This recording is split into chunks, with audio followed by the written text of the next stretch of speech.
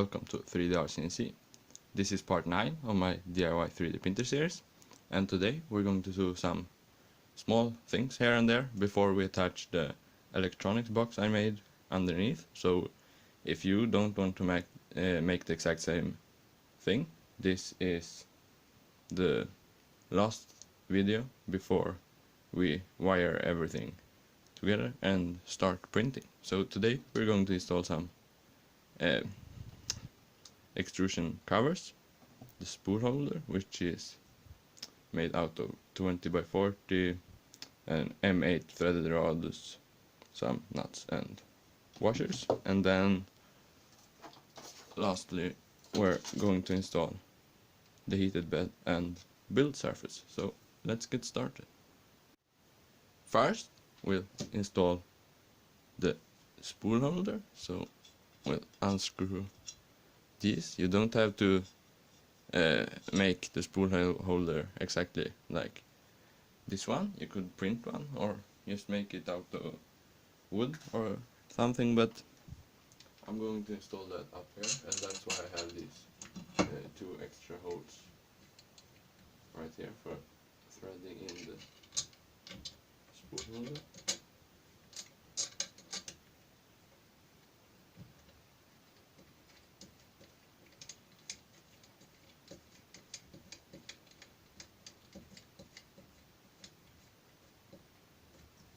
Like that, and then I just tighten those.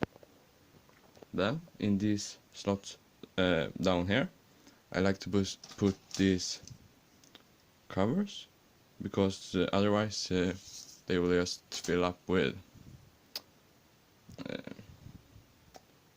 dust and print and purge material in here.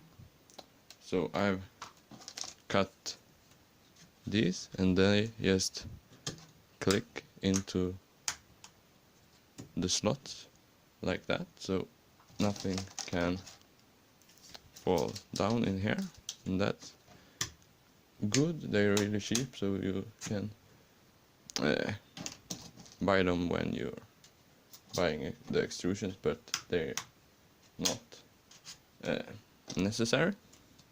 So I will put all of this in, and then we'll move on to the installing the heated bed. When you're done with that, we're going to install the heat bed. I am using an MK2B heat bed, and use thick wires because you don't want this printer to burn down the first thing when you turn on the bed.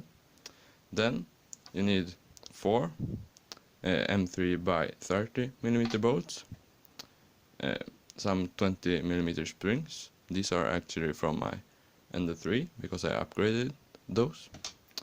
And then you can use some washers to put underneath the corner, so you don't destroy the holes right in the plate. So we'll start with taking this forward, pushing through the wires to the back like that, and then the plate goes on just like that.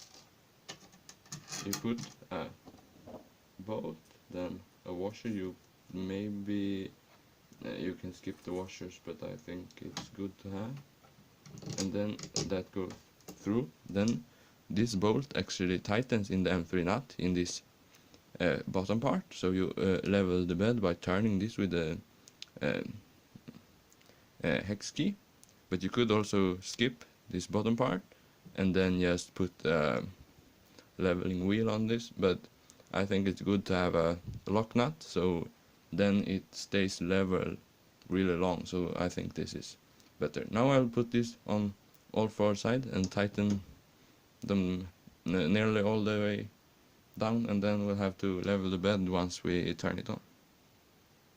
Now I've installed the plate, and then for the build surface I use a piece of glass so this doesn't bend when it heats up, and then just a Creality C-magnet plate on, which I cut down with a hobby knife, so it fits the size of this plate right here.